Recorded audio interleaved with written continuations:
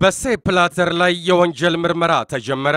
የስዊዘርላንድ መርማሪዎች ባለም አቀፉ የእግር ኳስ ማህበር ፊፋ ፕሬዝዳንት ሴፕ ብላተር ላይ የወንጀል ምርመራ ጀምረዋል። ቀደም ብለው ስልጣናቸውን እንደሚለቁ ይፋ ያደረጉት ብላተር እየተመረመሩ የሚገኙት ከቴሌቪዥን ስርጭት መብት ጋር በተያያዘ የካሪቢያን ሀገራት የእግር ኳስ ማህበር የቀድሞ ኃላፊ ጃክ ዋርነር ጋር በመሆን ከፈረሙት ስምምነት ጋር ተያይዞ የተፈጸመ ወንጀል ካለ በሚል ነው።